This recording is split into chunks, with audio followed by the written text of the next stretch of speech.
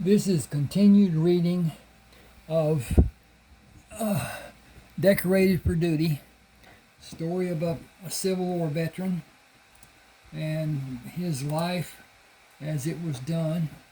And anyway, please subscribe to my channel, hit the like button, and those two things really help. They really help as far as YouTube is concerned. It gives my channel more credence, my videos more approval, more exposure, and that's important on YouTube. But at any rate, my deal I've been offering, anybody who wants any of the 31 ebooks that I have written, shoot me an email. You see my email address there at the bottom. Tell me which book you want. I will have you send $3.99 instead of $6.99 as the price is normally. I will send you an email with the book as an attachment, and you can read it, decide if you like it or not, and if you decide that you want a refund, I will send you $3.99 right back again. I use Zelle, Zelle. It is a free application from the banks. Both the banks I use here in East Texas have it. It's instantaneous. It's digital, and your bank, you'll find in your, if you go on your page, I guess you would anyway, you'll find where it says transfers of money and whatever, and it says Zelle. And once you click on it, it'll give you the questionnaire that you'll have your answers for, and have it that means. At any rate, where are you, mother? Okay, already went past this. Okay, I got to get back in tune here with where I was. There we go. And start this reading. He is still with Colonel Jacobson after he's wounded. I hope you would get the other portions and read them, and then you'll be able to keep in line with what this is doing and the progression of it. And at any rate, let me know what you think. Please subscribe and like. Please subscribe and like. That is so important. Here we go. This is chapter 2. 4 weeks. I have been flat on my back for 4 solid weeks. Lieutenant, what do you have to say about a change? Are you willing to gamble your life on one throw of the dice? That could well be the termination of your existence. You are not strong enough to tolerate being turned on your left side. I allowed that to happen last week, and the experiment failed by your request to be lowered onto your back. Have you forgotten your admission? If you want to shorten our stay in this location, by all means, raise up and sit up, because it will certainly have that effect. Ask for my advice and you will have it. Tell me what you are capable of and show me. Otherwise, be content that you are a day closer to one of your goals and 2 or 3 weeks away from your greatest goal. The war is not going well for the Confederacy either.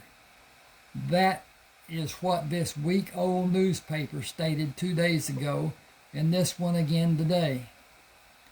Possibly a few more days. Consider what will happen when you decide you are able to be up. I have no hope of standing. I want to sit up. I want to be able to sit on a pot and do my toiletries and clean myself with my own hand and feel I'm at least half human, if I cannot be whole. It is yours to do if you feel it will do no harm. The only harm it can do is to you. I have witnesses who will be forced to testify that you went against my advice. Then help me sit up. I feel I have progressed that far. If you are actually that strong, call the men you need to help. Got to go over and find this cursor. There it is. Lieutenant Brisbane, assist me. Sergeant Thomas on the opposite side. Travis beside Lieutenant Brisbane to guide my legs off the table and keep me firmly sitting on the table. On your mark, Sergeant Thomas. I will obey under protest, sir. Duly noted, Sergeant Thomas. Enter it in the daily ledger. Continue taking shallow breaths and exhale slowly and rhythmically. No deep breathing the whole time you're sitting up. Agreed? Agreed. Get me up. Thomas, merely guide. I want no pressure put on his left arm or anywhere on the left side of his body. If he slides away from you, grab his hips and keep him sitting on the table. We are ready for your mark. Slowly on 3. 1, 2, and 3. Easy and turn and sitting in a good and steady position. How is your heartbeat? Is it racing? It is beating as normally as I am feeling. No strain and no pain, not even a twinge. That is wonderful. Do you think I will allow more until I'm sure you're ready? Do not lean on your hands. Do not use your left hand or arm. Rest it palm up on your thigh or in a sling. Which will you have first? Sergeant Thomas, bring the sling from the wagon. I can feed myself and do other things too. How is your equilibrium? I think I set up too fast. My vision is not normal and my head is spinning somewhat. Continue shallow breathing and be calm. Your inner ear will become equalized with pressure being released through your eustachian tube. The medical term for the condition is vertigo. It should dissipate in a few seconds or you will exhibit the indications of a serious problem. No, it is becoming less pronounced and is nearing what is normal for me. I have been too close to too many cannons being discharged. Sergeant Thomas held the canteen out to Colonel Jacobson. Drinking might help. Thank you, Sergeant. You've been a great help for me during this trying time. I feel that someday, next week, we will be back in our orderly routine. Carlton closed the book he had been reading. If you can sustain your present position for more than an hour without fatigue, and if you're strong enough to walk, stand, and sit through 4 hours, you are strong enough to tolerate the wagon ride going north. Not sitting on the table with your legs dangling would be less stressful. Sleeping on a cot will be more restful. We went from stress to rest. Even moderate exercise will be helpful. Everything done in moderation or to your satisfaction. Are you ready to join the living? As much as I love sleeping on this table, why not? Yes, you are ready. Sergeant Thomas, have a stretcher brought for Colonel Jacobson to exit his lofty perch. Yes, sir. Travis, Ross, bring the stretcher. Newman and Foster, set up a cot for Colonel Jacobson on the other side of Lieutenant Brisbane's cot with walking space between them. With the stretcher angled across the table and pushed against Colonel Jacobson, Carlton said, "This will be an engineering marvel of short duration. Colonel, put your left hand on the table surface to steady yourself without pressing down hard. Merely rest it beside you without exertion of any degree. When I begin moving your feet and legs to your right, lean your left shoulder by relaxing the push you have on the table and begin bending your elbow to raise the right portion of your posterior and allow the stretcher with a towel spread out to slide under. We will put a folded blanket under you to support you as you are leveraged to your left, raising the right gluteus. Hang on a second. Okay, everything seems to be in good order. Let's see, where are we? The right gluteus maximus to allow the stretcher to rotate and have your posterior almost in place on the towel and stretcher. As you recline with the blanket reversed to support your back, you will be swiveled around to be fully reclined on the stretcher. You cannot use your left arm to assist you in standing or sitting. You should not exert strength using your left arm and no sudden movements of your left arm. Hand and finger movement will be helpful as your muscles have atrophied due to inactivity. Your strength will return as you become more active.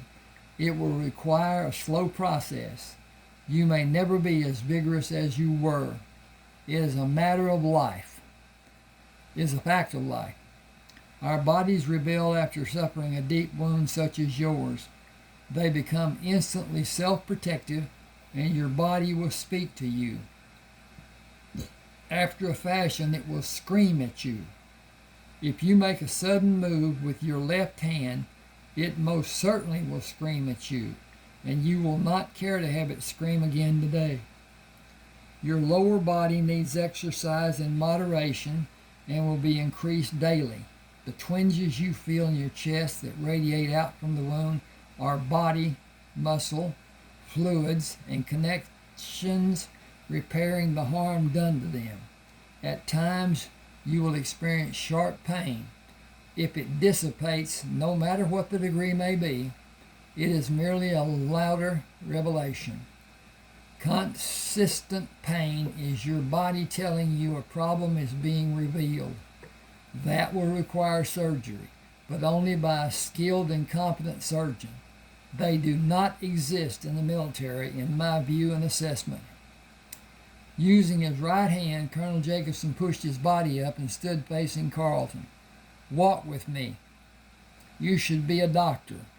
You're the finest fighting man I have ever witnessed and the most talented caregiver.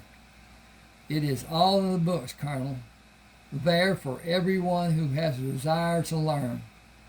The skills you possess are innately your own. The thought processes are innately your own. You are a rare breed of mixed qualities. I will seriously miss having you with me. We should save our sentiments until we actually part.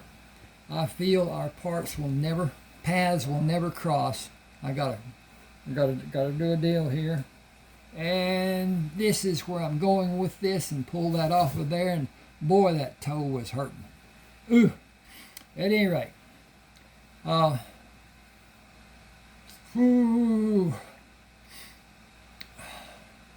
we should save our sentiments until we are actually apart. Until we actually part. I fear our paths will never cross after we say our goodbyes.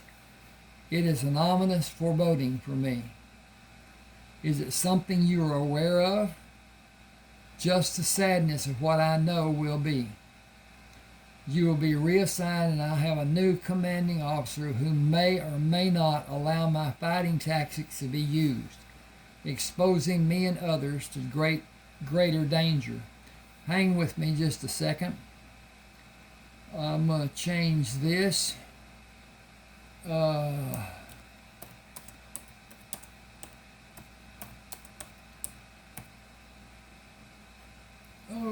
not. I got that done. Thanks for your patience. I'll save this now. Click that save button and click that save button, and it's done. Okay, here we go. Standing to protect a position is not how American Indians wage war. They gave as little opportunity for their enemies to have an advantage as might be possible. Their objective was to destroy the enemy and preserve their own lives, as our objective should be. I need to change this to, it's a ongoing process. OWN. Okay.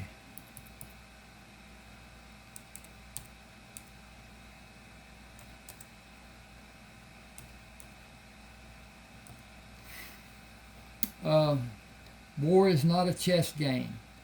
It is battles won or lost. This is a war of attrition. Sporadic physical confrontations with weapons between men who love the life they have, trying to preserve it. It is a war that cannot have a declared winner. The mindsets of both forces will not be altered. Industrialization in the South will not be accepted quickly.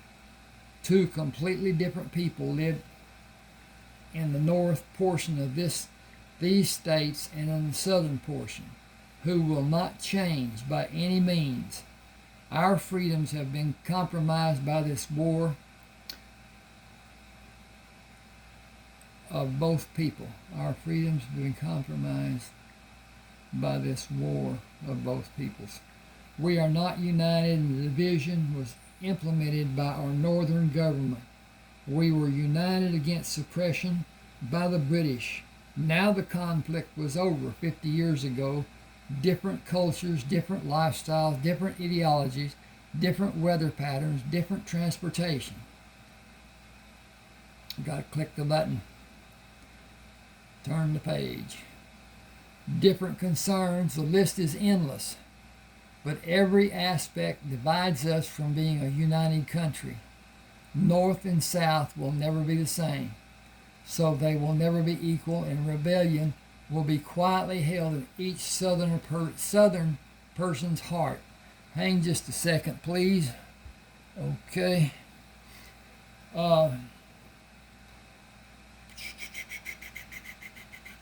This nation will eventually split as states not united. Federalists will force it to be done if they control the government. They will abolish state rights. A comparison cannot be made between Michigan and Mississippi. They are completely different. How can you be governed equally by single government control? Okay, I am a career soldier. I follow orders and I give orders. The military way was my concentration, and 3 years ago this war started. I was immediately promoted and assigned and remained under his command until General Grant took command. And I remained under his command until he moved south. His orders have consistently been to attack and never retreat. He had reinforcement in place before he sent us against the Confederate force. A soldier used your tactics and others followed him. I asked where he learned, and he told me about you showing soldiers how you fought. I should put that's Colonel Jacobson talking. I'll do that.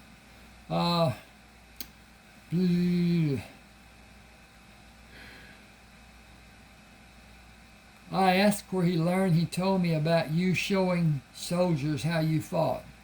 I went through channels and had you assigned to my command. You have been instrumental in lives saved and battles won, and that has elevated my status. I expect to be made general when I next meet General Grant. Yet I cannot advocate your tactics or methods in the execution of my future post. Your actions are considered barbaric, as if war is civilized. I am able to walk, and I do not feel the exertion is causing great fatigue. I feel the need to reestablish my position in General Grant's command. 1 month without contact could be a career-changing event. I will send a dispatch today, and tomorrow we will journey to the nearest bivouac area, and I will take command until a general officer is in command. If he has returned, that could be General Grant. Have you met him? He is a physical presence and has a roguish demeanor. He is an excessive drinker, but he is a brute in battle. I will be mounted when we enter the encampment. That will force us to leave another of the wagons. They will be retrieved. We will take the wagon with your personal items. They will be stored for you to claim after this conflict is settled. The lives I've been able to give us with you under my command will end. It is the price we pay as soldiers. Colonel Jacobson had a tent erected and moved his cot inside it. He did not speak to Carlton until the following morning when he ordered their withdrawal. With the wagons prepared to leave and the wagons being left fully loaded, Colonel Jacobson sat beside Sergeant Thomas, followed Lieutenant Brisbane. He stoically accepted the jostling of the wagon until the sentries of the encampment came into view. Stop the wagon and help me down. Saddle the horse for me. He rode into the camp in full dress uniform and saluted the sentries. Who is your commanding officer? Colonel Forrester, sir. Where is his command located? The largest tent inside the compound, sir. Pass my men. Yes, sir. The sentry stood at present arms until the last man entered. Carlton stationed the men and walked behind Colonel Jacobson. Colonel Forrester waited for Colonel Jacobson to enter. It is a pleasure having you safe with me. You had me worried. Where is Lieutenant Brisbane? I have orders for him. I am waiting for your orders, sir. Come in, let me see you. You are the most sought-after Union soldier in our ranks, regardless of your rank. I will not keep you long. Here are your orders from General Grant. Accommodations, award, advancement to captain, and pay vouchers. He shook Carlton's hand. See the paymaster before you leave. Good luck to you wherever you may go. Ohio will not be safe for you. I am not sure of what is happening. Am I being cashiered out of military service in some form? Far from it. Are you unaware of your battle wounds? No, sir. I have visual proof of each of them. How many have you suffered? 18 or 19, sir. 21, Captain. Once more, give me your hand. I wish you had not received so many. I would make you a colonel and give you the best troops we have. You have certain privileges available by presidential decree. Your possessions are to be placed in wagons as may be needed. You may have 5 soldiers of your choosing to escort your departure as honorably reassigned members of this command with full pay and mounts for each of you with General Grant's authorization. Each of you may join a command in the West as you wish within the coming 5 years. You have a bounty issued by General Beauregard. $2,000 have been offered for your death, which will remain in effect for 5 years after this conflict is resolved. A famous man once said the West was a haven for industrious men. I advise you to heed his words. That would be my action if I was in your place. Go armed and be ready, but go as fast as you can. Civilian clothing is in order for you and the men you take with you. Write an entreatment for each of them and bring it to me, but hurry. I will, sir. Thank you, sir. He looked at the back of Colonel Jacobson's head, shrugged, and saluted Colonel Forrester. By your leave, sir. Without returning the salute, he said, hurry. He found the men with the wagons. Thomas, Ross, Jacob, Billings, Hastings, and Talmadge. Do you want to stay and fight or leave with me with a horse, your weapons, and full back pay? Quit acting so odd. That is not funny. That is not a funny joke. First, come with me to get a new Henry rifle. They will actually be mine, but you will have use of them during our journey. Does that sound like a joke to you? Where is the armory? Hastings raised his arm and pointed. That tent, but there is a line waiting. I have authorization from General Grant. Come with me in a hurry. Everything we do today will be hurried. Tom, if you will wait to go with us when we leave, stay here and protect our possessions. Pushing by the men in line, Carlton held the authorization out for the lieutenant. I require 2 Henry rifles and 500 rounds. 6 of my men require a Henry rifle and 100 rounds. We will have 10 Remington revolvers with 800 rounds and belts with holsters. Gather the rifles, revolvers, holsters, ammunition, and have your men bring them to my wagon. Yes, sir, Captain Brisbane. Please advise General Grant of my service. He appreciates your efforts, Lieutenant. Your order for arms and munitions will be quickly prepared and taken to your wagon. The men will load them in your wagons as you direct them. Carlton pulled out another directive from the envelope. Load another of the wagons you have that is ready to travel. I will take it with me. The lieutenant scanned the order and saluted. As you wish, Captain Brisbane. He shouted, Sergeant Thomas, bring the men around to the other side of the tent. Thomas and the others ran to catch Carlton. You already got them? You have never been so well armed. General Grant needs your names to give you assignment papers. Just write it on a list. Sergeant Thomas will deliver it to General Grant.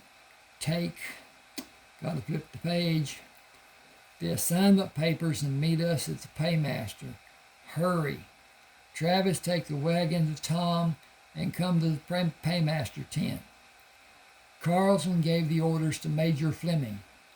Orders from General Grant, sir. Are you Carlton Hightower, Brisbane?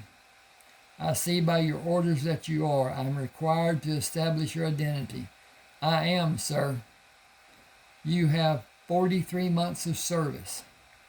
10 as a medical assistant, 447 campaign engagements, 18 presidential awards, and you have been wounded during 22 of those engagements. Calculation will take a few minutes. Do you require gold coins or currency? Gold coins, please. Hang just a second. Yeah.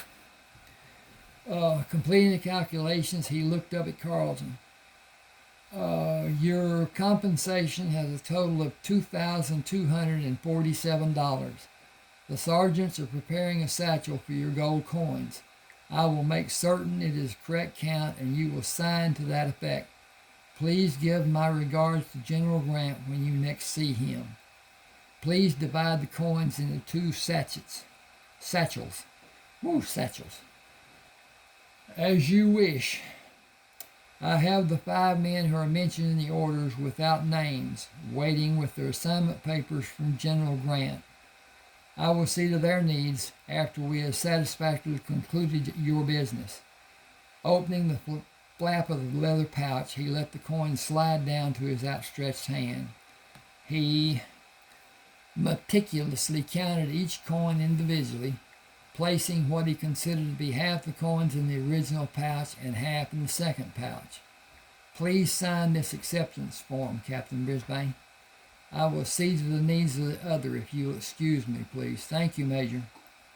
Carlton waited until the paymaster finished with each man and told them to meet him at the wagon.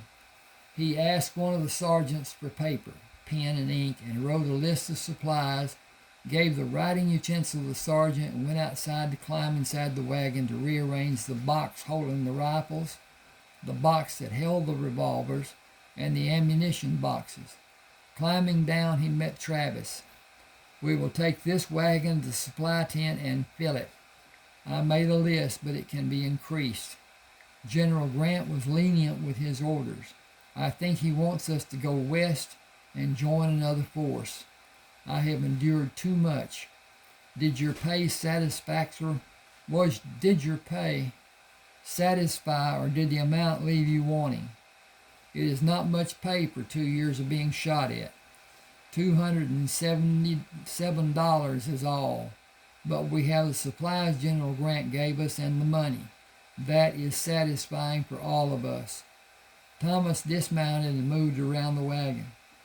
All I can tell you is I am not unhappy about being reassigned. The men with Colonel Forrester told me to stay low and get out of this part of the country in a hurry. Does that mean we can get out of these uniforms and buy new clothes? Carlton turned to see if anyone was near them. We can't be seen after we leave this area, and we can't go south. We can't go into Missouri. We need to rid ourselves of identifying marks of the Union Army. Take this order to get 7 mounts with new bridles and saddles. Check the horses for problems. If you have a concern about one of them, reject it. Some of the horses will not have a brand. Get 7 that are not branded, if you can, and take them to the wagons when you're satisfied. This order is from General Grant. Stand your ground, because he might as well be standing behind you while you get the horses. I'm going to stop here. Please subscribe to my channel and hit the like button. Comment, share. Sharing helps if you send it to people who have a caring about reading. Also about the having a copy of the books. Any one of the books that you want. Let me know by email and we'll get her done. Thanks for being with me. Hope you enjoyed.